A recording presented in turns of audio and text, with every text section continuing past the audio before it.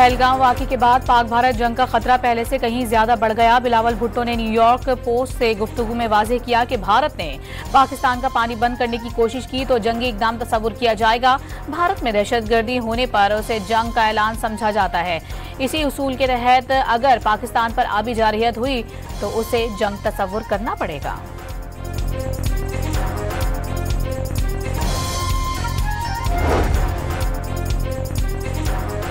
पाकिस्तानी वफ्द भारतीय जारहियत का पर्दाचार करने के लिए बेल्जियम की दारुल हुकूमत ब्रसेल्स पहुंच गया। पाकिस्तानी वफ्द यूरोपीय यूनियन और बेल्जियम के आला हुक्काम से मुलाकातें करेगा और भारत की जारहियत से यूरोपीय हुक्काम को आगाह करेगा।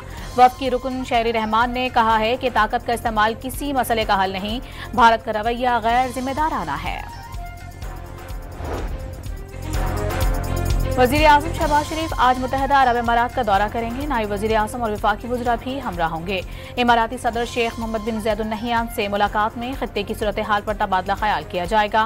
वज़ीर ख़ारिजा इसहाक़ डार 17 से 19 जून तक न्यूयॉर्क में अक़वाम मुत्तहदा की बैनुल-अक़वामी कॉन्फ्रेंस में शिरकत करेंगे। कॉन्फ्रेंस मसला फ़लस्तीन के पुरअमन हल और 2 रियासती हल पर मरकूज़ होगी।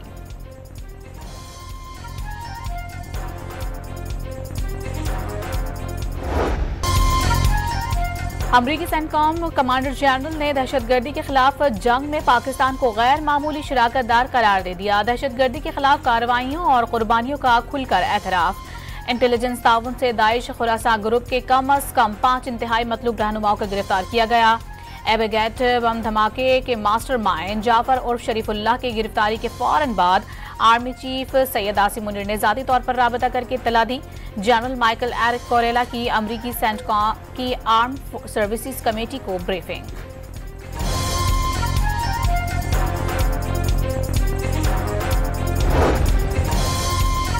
हमले की सूरत में ईरान ने मशरिक़ वुस्ता में अमरीकी अड्डों को निशाना बनाने की धमकी दे दी। उम्मीद है नौबत वहां तक नहीं पहुंचेगी और मुज़ाकरात के मुस्बत नताइज सामने आएंगे।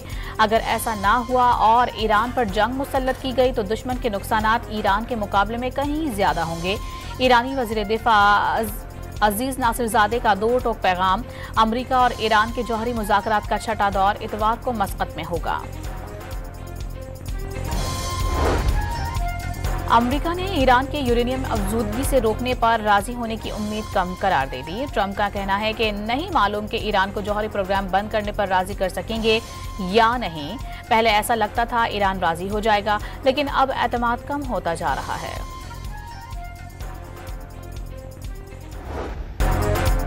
वज़ीर खजाना का टैक्सों के निफाज के लिए कानून साजी न होने पर मिनी बजट का इशारा। 400 से 500 अरब रुपए के नए टैक्सों का इम्कान जाहिर कर दिया। वाज़ेह किया कि वज़ीर आज़म की हिदायत पर IMF को ज़र टैक्स न लगाने पर कायल किया। तनख्वाहों और पेंशन में इजाफे को महंगाई बढ़ने की शरह से मुंसलिक कर दिया। कम अज कम तनख्वाह की हद बरकरार रहेगी। चेयरमैन सेनेट, स्पीकर और अरकान पार्लियामेंट की तनख्वाहों में इजाफे का दिफा।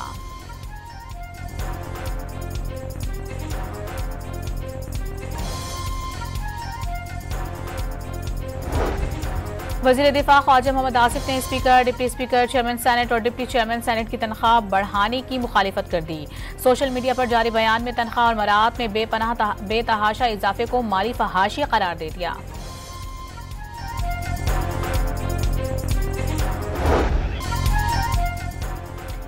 उमर अयूब ने चेयरमैन सेनेट और स्पीकर कौमी असम्बली की तनख्वाहों में 6 गुना इजाफे पर सवाल उठा दिया। मेहनतकश घर का चूल्हा कैसे जलाए, अपोजिशन लीडर का सवाल।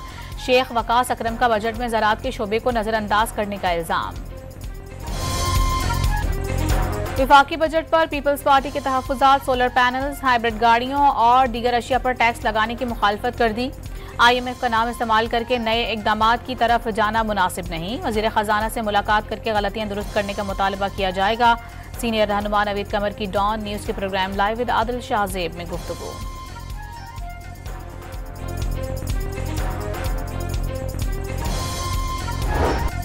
IT इंडस्ट्री ने भी विफाकी बजट मुस्तरद कर दिया। मुस्तकिल पॉलिसियां न बनाई गईं तो पाकिस्तान में सरमायाकारी लाना मुश्किल होगा। Chairman Pakistan software houses association का इंतबाह।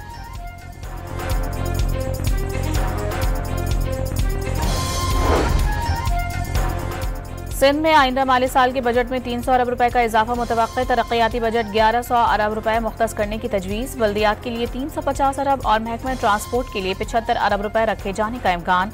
बजट 13 जून को पेश किया जाएगा।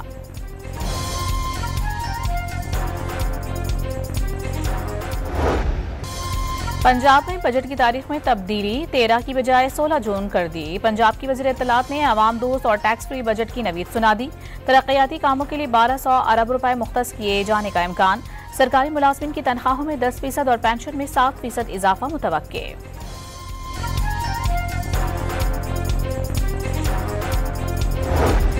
ओवरसीज पाकिस्तानियों की तरफ से रिकॉर्ड तरसीलात ज़र की वसूली का सिलसिला जारी। मई में 3 अरब 70 करोड़ डॉलर भिजवाए।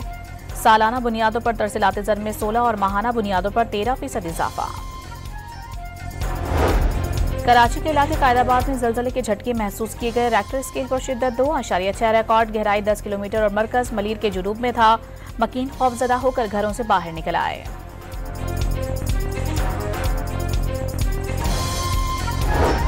कराची के इलाके गुलिस्तान जौहर में पुलिस से मुकाबले के दौरान 2 डाकू हलाक हो गए। एक को जख्मी हालत में गिरफ्तार कर लिया गया। मुलजिमान के कब्जे से 3 पिस्तौल, छीने गए मोबाइल फोन्स और मोटरसाइकिल बरामद।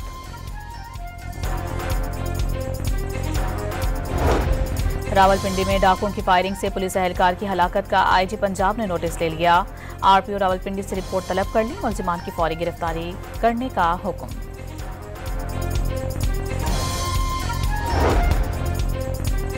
जिला जनूबी कराची में बैंक से 5 लाख या उससे ज्यादा रकम निकलवाने पर सिक्योरिटी हासिल करना लाजिम करार। सिक्योरिटी गार्ड को बुलेट प्रूफ जैकेट पहनना होगी। पुलिस ने एडवाइजरी जारी कर दी। पंजाब में पाकिस्तान के पहले वर्चुअल ब्लड बैंक मंसूबे का आगाज। 15 पर कॉल करके 4 का बटन दबाने से वर्चुअल ब्लड बैंक से राबता हो जाएगा। रोजाना 2500 अफराद खून हासिल करने के लिए राबता कर सकेंगे।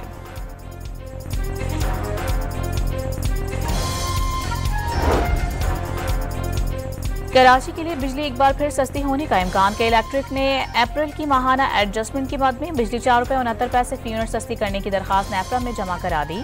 19 जून को समाप्त होगी। अमेरिका और चीन के दरमियान तिजारती मुआहिदा तय पा गया। मुआहिदे के तहत अमेरिका को 55 और चीन को 10% टैरिफ हासिल होगा। अमेरिका को जितनी भी मादनियां दरकार होंगी वो चीन की तरफ से फराहम की जाएंगी। इसी तरह अमेरिका चीन को वो सब फराहम करेगा जिस पर इत्तेफाक हुआ है।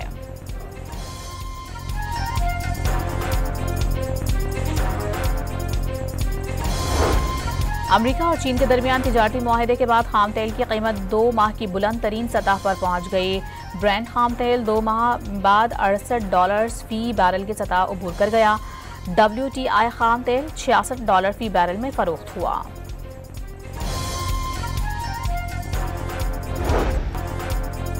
सदर ट्रंप की इमिग्रेशन पॉलिसीज के खिलाफ जारी एहतजाज लॉस एंजलिस से निकलकर वाशिंगटन, न्यूयॉर्क, एलैनवे और टेक्सास तक पहुंच गया।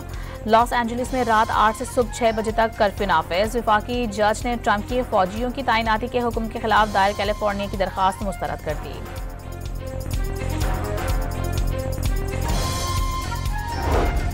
इंतहाई खुफिया मालूमात अफशा करने पर साबिक CIA मुलाजिम को 37 माह कैद की सजा। अमरीका की खुफिया एजेंसी CIA के साबिक तज्जियाकार आसिफ विलियम रहमान का ताल्लुक अमरीकी रियासत वर्जीनिया के शहर वयाना से है। 2016 में CIA का मुलाजिम था और उसे इंतहाई खुफिया मालूमात तक रसाई हासिल थी।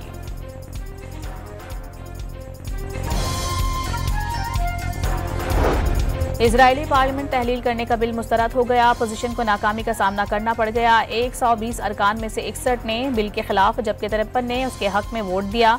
यहूदियों की लाजमी फौजी भर्ती के मुतनाज़ बिल मामले पर नाराज जमातों की मदद से अपोजिशन ने पार्लियामेंट तहलील करने का बिल पेश किया था।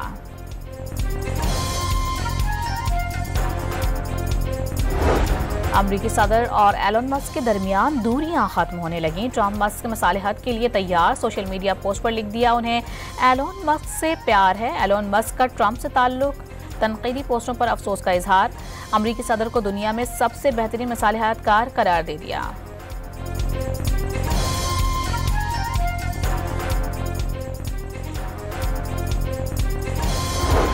आलमी बैंक के सदर अजय बंगा ने एटमी तवानाई की फाइनेंसिंग पर आयद पाबंदियां उठा ली। सदर अजय बंगा ने कहा है कि आलमी बैंक दहाइयों बाद जौहरी तवानाई के शोबे में दोबारा दाखिल हो रहा है। जौहरी अदम फैलाव से मुतालिक IAE के साथ शराकत दारी करेगा।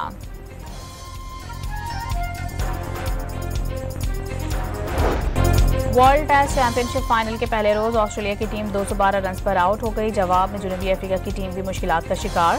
43 रन पर 4 विकेटें गिर गईं। मिचेल स्टार्क के 2, जोश हैजलवुड और पैट कमिंस का एक शिकार।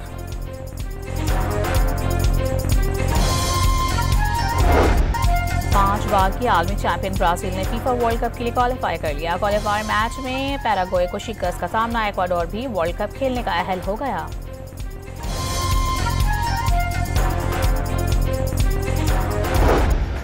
और कीनिया में नौजवानों ने फजा में झूलते हुए माहौलियाती तहफ्फुज़ का पैगाम दे दिया।